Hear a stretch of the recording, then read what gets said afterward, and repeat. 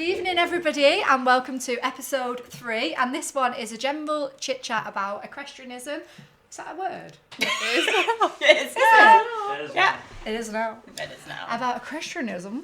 Equestrianism. I don't know if I said it like that. And tips, tricks, and hacks. I think this would be a good one, actually, because I'm interested to know your tips, tricks, and hacks.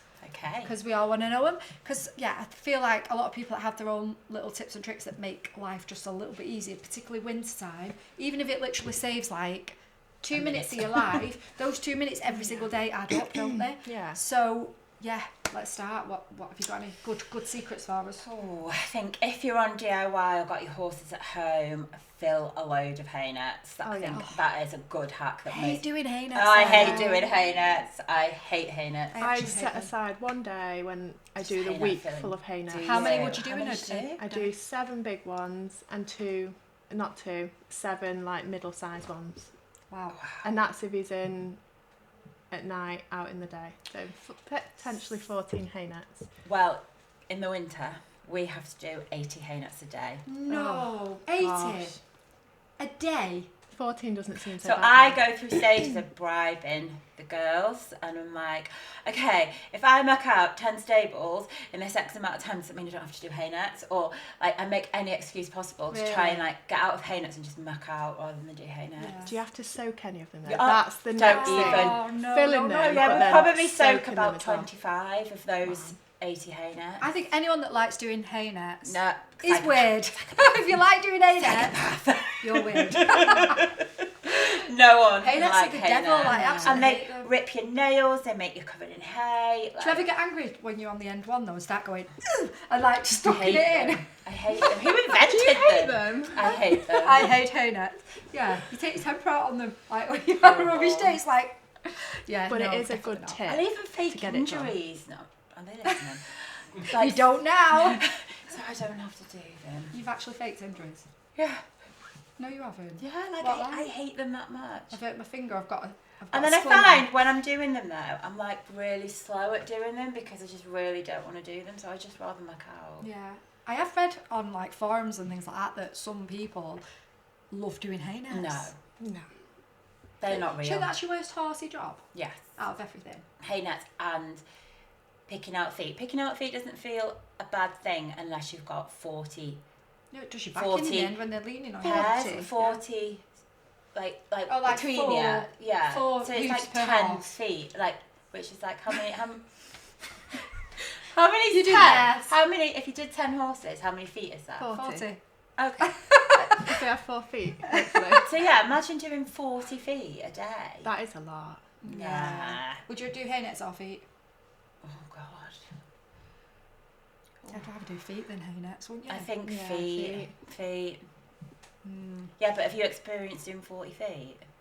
No, I haven't No. actually. To be fair, your perspective is from you work in the industry, as in you're doing it day in, day out with lots of Yeah. different types of horses. So you're going to have a different view on it, I think, aren't you? And than mud, us? muddy feet. Oh, yeah.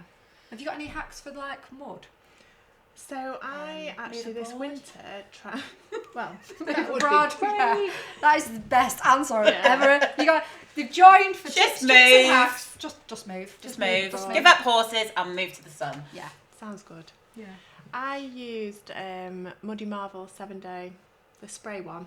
Oh, stay away. Yeah, and I actually Did you was spray a it on little the field? bit spray out the field. I wish it cost me a fortune. What's it called? Spray away. Netet. So it's by Netet, and it's like 7-day mud away spray. She's not plugging this topic, by the way. It's not a paid ad. No, Not a paid it's ad. not a paid ad. And I was a bit unsure at first, actually, whether it's going to work, given how muddy the field was and what he was coming in like. But Did he come in still white? no, no. But his legs, they were wet as if mud was on them. But once it dried, like they were just normal. So Yeah, there but was you've no got a mud. grey. Yeah, the worst type to own.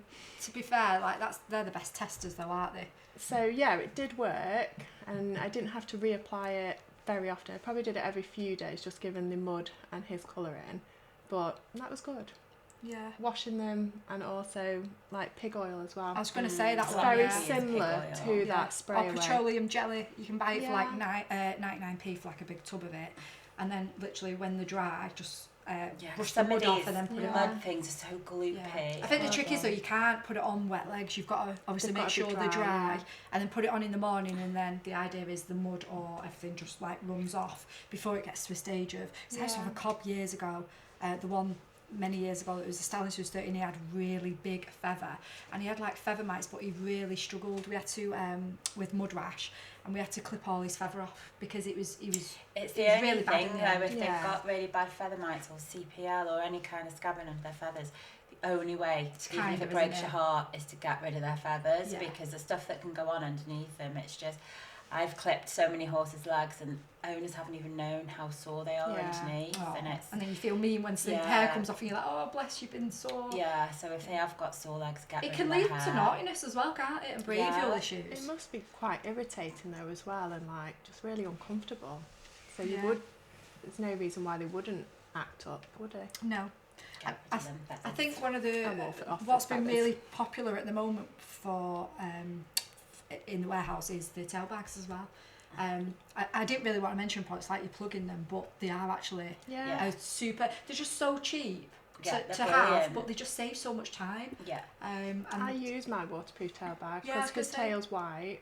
Yeah. That goes on. Lucas goes the out. The spray on goes on, tail bag. and it just makes life easier. It protects the hair as well, because I don't like, if you notice when they get really muddy, it gets really dry, and then you brush it and it breaks off. So it keeps, if you put some conditioner on or oil or whatever on the tail and leave it in a plate, you can just leave it on for days.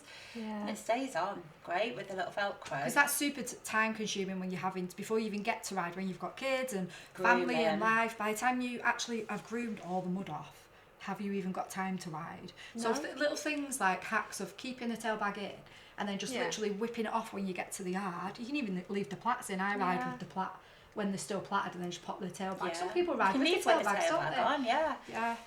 But they don't need their tail in they're not wafting flies in the summer, are they? So even just leaving them in the rugs as well, like a turnout rug with a neck. Do you change to a stable rug or do you leave a turnout on? I leave a turnout on all the time. Yeah, I do. Obviously I take it off for grooming and whatnot, checking, but because if they're quilted, they've got the filling and the turnout rugs. Essentially, it's just you're just taking off one rug to put cold one back on, and especially if it's freezing. A turnout rug's waterproof. A stable rug isn't, so when they're lying down in the stable, they end up absorbing wee or anything else, and they just stink then. Yeah, definitely. I definitely wish our liveries left turnout rugs on. Oh, really? So, do you think it's because they pay for the full livery experience? They want the rug changing? I don't know. I'm a bit particular as well. I always change rug just because I like to. It's the thought of feeling like you put them in a quilt or in my head, it's so much more sensible just to leave the same rug on. But at the same time, I don't put a stable rug with a neck on him because of his mane. But he has a turnout with a neck on, but I put a lycra hood on underneath to try and save his mane. And sometimes just leave that on and then just swap his stable rug. But I do swap his rug, and like sometimes like, even if they're wet. No, if it's dripping wet and soaking wet, I'll leave it on. And we leave our livery horses in their rugs if their owners are happy with it as well. Yeah, well they dry super quick. Yeah, because otherwise they've not got a rug for the next day. It takes days to dry, don't they, as well, when you take them off. But obviously everyone's got their own preferences, haven't they? It's each to their own, and it's bizarre, like, not bizarre, but how far, difference there is between how one owner does it versus how somebody else does it. But everyone's got different setups, and some, they're all different ways of doing things. You've got to do what's best for them, really. Have you got any other little tips and tricks? What do you do on like a show day? Oh gosh, it's been a while. So when I did used to go out, I used to have like a list that I'd made in my car of everything that I'd need. I love a list. She's so organised. So everything on my list for it in the car, and then for the horse as well, and the rider. So I used to go through that, but then it'd be like getting him ready the day before. If I had a list, I wouldn't have got to my Pet Plan area festival in Solihull without my riding boots one time. Really? What did you have to do? So we were driving down the night before because I was on so early in the morning. I think I was on like 8:15 or something, and I was 20 minutes from getting to Solihull where he was being stabled, and we had a B&B or an Airbnb or something booked like 20 minutes, not even 20 minutes, 10 minutes from the stables, and I was like driving along, chatting away, and I went, ugh, I just clicked that I'd forgotten my boots. Oh, never. It You was just can't a turn them out. nightmare. It's not something you can really borrow either, is it? It's quite Yeah, it was a personal. bit of, Yeah, it was fitted. It was a bit of a mission, if I'm honest. Vic would back me up on this, so we had to get her, now ex-partner, to drive. The boots were in my car, in my locked car at the yard, and the keys were with me. So we dropped the horse off at the stables. We turned round. We met him halfway back. Oh my God! So you did actually recover the boots? Yeah, it took about 5 hours.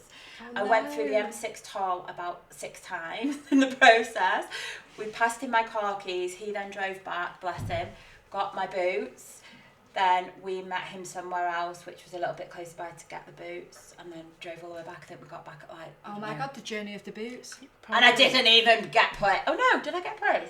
No, I didn't.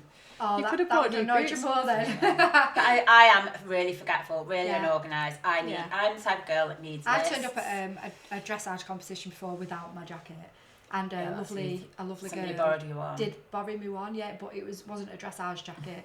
It was like a purpley blue showing check jacket, and it was a couple of sizes too big for me. But you know the strings where you put your number, I just like used one of those. So I thought, I'll use that as a belt.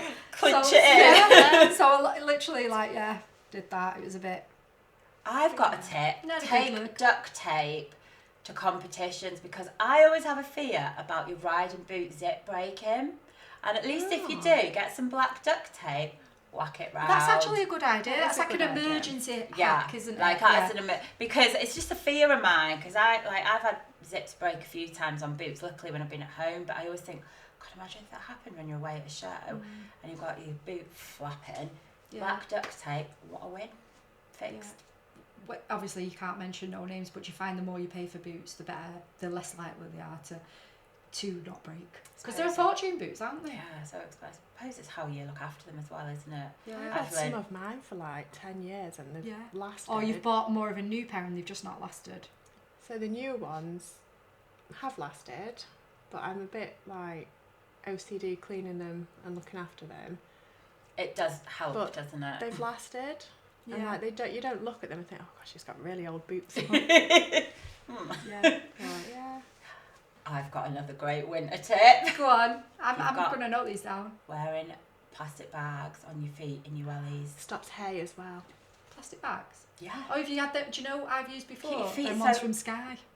Sky. Sky. Yeah, Skyman came ours once and they had to put them on to come in the house. Oh, boot covers! The blue ones. ones. The blue ones. And when he came, I said, oh, they're a great idea. I said, can I nick a pair? And he went, I've got loads in my I'll boot. give loads of them if you want some. Really? He was yeah. like, I've got loads in my boot, love. So he literally come out with a big load of them for me. Yeah, if you've got a bit of a welly leak going on. Yeah. Plastic Things bags. like that. Oh, yeah. Me and So the you girls put do your all the time. plastic bags and then put I'm your sure welly. I saw someone with like overreach boots around the top of Yeah, their stops wellies the to hay stop going the hay down. going. That is a real Genius. bugbear of mine. Yeah. Yeah, Get home, take my welly off. And they're in there's the hay hay's in your everywhere. socks and everything. And then you've got to re-hoover up. Oh, socks and hay. Hay is so forget the annoying. hoovering. That's why I like the fabrics we tend to run. It's like, have they passed the hay test? I mean, you can't wear a fleece, can you? Yeah, and the teddy Yeah. fleeces when they all stick. Or you're in a rush and you've got a jumper and you've just come from work, you might have a knit on. A knitted jumper and then everything just sticks to the jumper. Hate it. You're just You're, a giant picking ball it of off hay. all Trying to night. think what else to like. Feeds in sandwich bags. So, because Yeah. I use livery a little bit, it's easy to have like all my hay nets and then feeds feeds, yeah. either in sandwich bags or I actually do have enough buckets to make all my feeds for a week. Yeah, have I them make just my stacked up. feeds for a weekend if I'm not away because Yeah. the girls do them. Yeah, I've never heard of that one. That's a and really 'cause good one. I usually take at least one child with me to the farm. It's easy if my hay nets and everything are made by my stable that I don't have to be wandering off around the yard, leaving potentially unattended children Causing chaos. or an unattended horse, causing chaos, and then everything's in one place. Yeah. Supplements easy. as well. A lot of our liveries that feed a couple of different supplements a day, they have this genius idea where they put them in little pots and label them for what day. So when we're making the feeds, it's Just brilliant literally for do that. us because we don't have to go from pot to Yeah. pot. We just tip a pot Is that in. compulsory for them? Or do No, they they don't just, have to, but it's brilliant. it Like, just Yeah. makes your life yeah, really we've easy. got a few do it that have a couple of different supplements, so they just do them for a week. And then it's good as well because you know they're getting the exact measure. Yeah. Because, you know, if someone else is doing it, their heap scoop might be different and stuff. But so, how expensive are supplements? Oh, mental. And I think sometimes... It's like another mortgage, what some people pay, for, you know, for the mixtures. It's crazy. There is a lot, some of them. And do they actually work, some of it? That's a whole new podcast. That's another podcast. I've actually knocked all feed on the head for now. Yeah. So I don't feed anything. I did read, and grass. or should I say, viewed a professional rider in the industry. He was saying, he said it's very...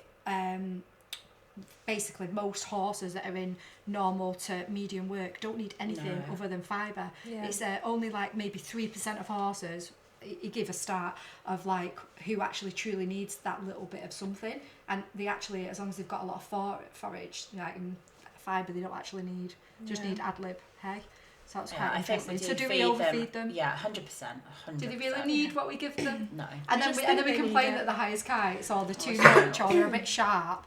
I think if mine ever got too much or they have been a bit off the heads a little bit in the week, I do give them like fibre nuts and stuff, but I literally put them back to head. I like all these balances and stuff. I think, do they need them? Like I remember when Jerry was really fit and we were going out all the time competing and stuff, I used to feed him a performance balancer, and then we knocked it on the head and just put him on fibre nuts, a really low cal chop and some oil, and there was no difference in how he looked, his energy levels, his performance. There's something in it, I just think we get sucked into all the there's so much, isn't there? We can There's too much choice though as well, and everyone it's so expensive. And it's not a top secret because I think there's something in it where they've got to disclose what's in it. So it's not like a top secret that's going to work that nobody else can use. Essentially, they're all using the same. Has it become a bit of a marketing game? Definitely. But yeah, it's like rugs as well, though, isn't it? We all think we need to have a million different rugs, and actually they're fine in just the fur. Or if they're clipped or whatever, just one type of rug. Do we need like a different gram for every temperature? Mine don't have a rug if they're wintering out and they've never been touched. I think if you don't interfere with the coats and you don't clip them, you can kind of let them grow their own natural system. I don't think they need a rug at all. And they don't feel what we feel. Like we rug to how we feel. But I think rugging, we do over rug a lot. Yeah, if we're cold, we're like, oh my god, it's freezing. I need to go guilty more. of over rugging. They're like thermo-regulation of and that's their own purely bodies. out of kindness because we loved it, isn't it? I think we're all guilty of that. I've actually got a tip. Do you know them bulldog clips? It sounds like so random, but obviously we've got ours at home, so we've not got the luxury of auto drink feeders and all that. So when we're filling the horse buckets, you have to use the hose. But do you know when you put the hose in and then it's on full and it goes out. And then it falls out and then you're having a bad day and then it goes in your face and you're just like, I've had enough. Just the little clips and then just stick it on the side. That's actually a really good honestly, idea. I'm being totally serious. The clips. I've even used a hair clip before now because it's going.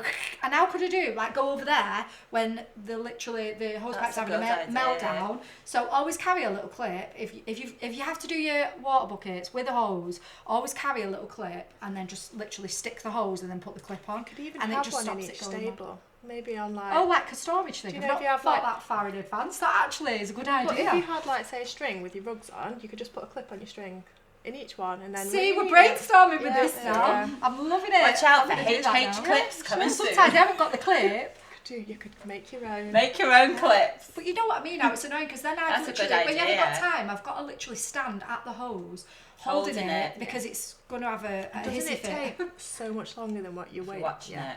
Yeah, it really does. Where you could just clip it on and then go and do your other jobs and then come back. But it's then when you leave it too long and then you've flooded your I've done that before as well. Yeah. We're lucky we have automatic drinkers, which are great until they freeze. Well, we're just pooing them. Never. Yeah, surely you must Do have they one freeze that them? poos Do in they them. poo in them? Yeah, some of them poo in them, and that's not fun. What, you've got to scoop it out? Yeah. Oh, Let's have you poo. Payback for your dog pooing in our warehouse. We'll just leave it on that one as a final. Jodie's dog.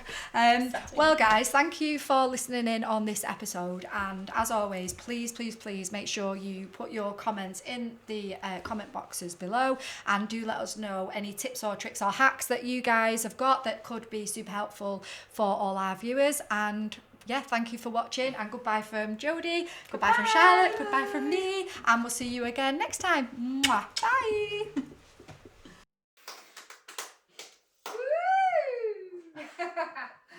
God, it's freezing. Good evening, everybody, and welcome to episode 17. And this one is a general chit chat about equestrian. 17? Oh, did I say 17? What? You said you don't know what you can't remember what you're saying. 17? Right. Where did that come I have no idea. That's what it feels like. from? Mary was a 10 Is pounder. it that at night time? Not Marianne. Not I Elizabeth. had 27 stitches on my nunny and now You these asked about stitches. Oh my God, every you- time I've had stitches. You You should have said it. You could think about, you could actually plug the knickers into that. Yeah. Because her confidence is ruined because her flaps hurt. Well, we got just That's alright, Brenda. What did you say to call them something flat? Flat pads.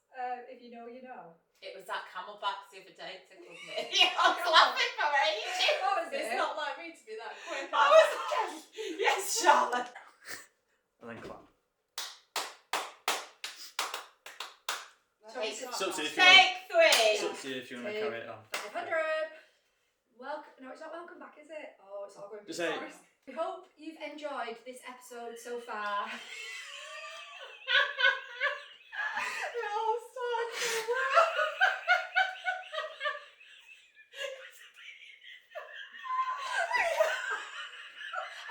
Sorry, I've ruined them and The man's gone, man. Where's Kenny when you need him? Positive. We don't need no negative character around here. We hope you've enjoyed this episode. Starting with Charlotte, you've got something? Yep, I've got a story from Amy from Shropshire. She said...